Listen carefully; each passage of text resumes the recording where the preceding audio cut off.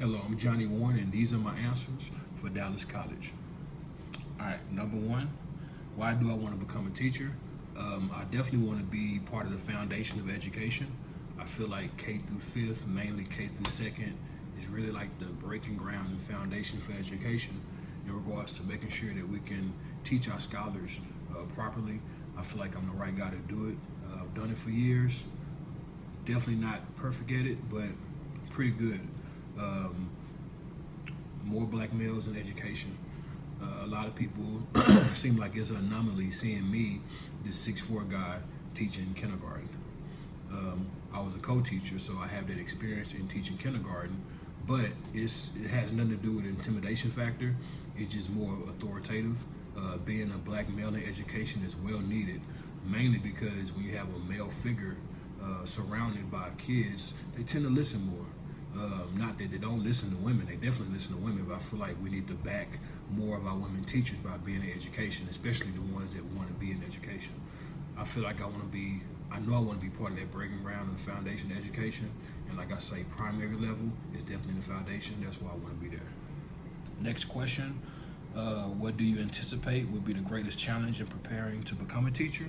I would say changing districts. I've been to 3 districts so far, and they're all different from charter to public to private. They handle things differently, not just curriculum wise, but just the way they handle things from a culture perspective, the way the school culture is. It's not the same. I'm able to adjust and adapt, but I feel like that would definitely be something that I'm willing to take on. I don't think it'll be a challenge, but if I could think of a challenge, that would be one of them. Just being able to go to a district, pretty much implement myself in that district and get used to their ways. None of the districts I've been to have been the same whatsoever, but I feel like that would definitely be a challenge. Question number 3. Tell us about a time you received professional feedback that surprised you. Okay, so working at Duncanville, I was a digital facilitator, so I was really like a classroom teacher, even though they had an online teacher. With one of those classes, they didn't have an online teacher, so I was literally their teacher.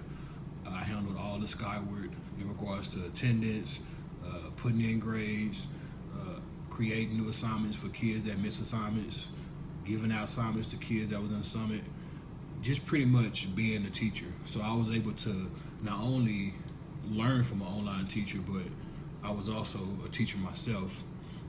That's only because I was prepped very well by working at Uplift for Sin. My deans, my teachers had my back, especially my main teacher. I was literally like her apprentice. But feedback-wise, I got a lot of good feedback from my dean at Duncanville. I had a freshman class, and I called them my demon class. Like, of course, we had multiple classes, but my last period that I had to teach, full of football players and egos, and I was a guy to be put in that position to make sure that they was in check, and that's what I did. He gave me an exceptional end of year review. Everything, it was pretty much flawless, and I was proud of that. I feel like I was put in that position to learn and get better as an educator, and I did. So that feedback was good, and I definitely agree with it because it wasn't easy at first, but dealing with athletes and egos, is certain ways in an unorthodox way that's still within policy that you have to handle, and you have to be authoritative to handle that.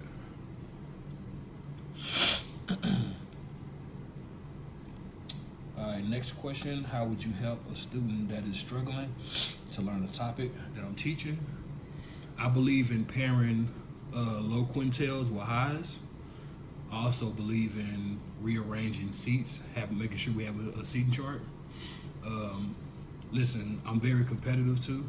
I feel like if we can have games to where, there's incentives involved, it also helps. But if a kid is struggling, one-on-one time, pretty much being able to be one-on-one with that kid and make sure that scholar get everything they need, partnering them up, like I say, with a higher quintile, so where they're able to kind of rub off each other and make sure that they doing everything they're supposed to do as far as learning. It's not about a buddy system or having a friend. Small groups, making sure we do a lot of small groups, making sure that child is with a small group that's on a higher quintile. So that's one of the ways I would do it. If a student is being disrespectful to you, how would you respond?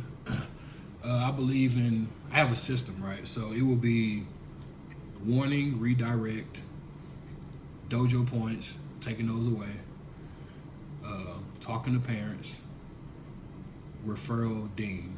I don't like to automatically go to the deans. They have too much to do. And I feel like with classroom management, I'm able to handle my class. So I like to go those routes. That's why class dojo is very important. Able to be back and forth with the parent, talking to the parent, making sure she understands what's going on. But I'm not going to be telling her everything. I'm going to handle my classroom, and then there's stages to it. So those are my stages: warning, redirect, dojo points being taken away, phone call to parent. If that doesn't work, then a referral, and now we got to talk to the dean and have a meeting. Those are the ways that I would handle it. They don't like hearing that negative dojo sound when points are being taken away. If you know that sound, you know what I'm talking about. They don't like that. I take that away from them. But then they can gain it back. You know, make sure they have a role in class. Giving out class jobs, give him a role. He'll straighten up. She'll straighten up. So those are my answers. I'm Johnny Warren. Thank you.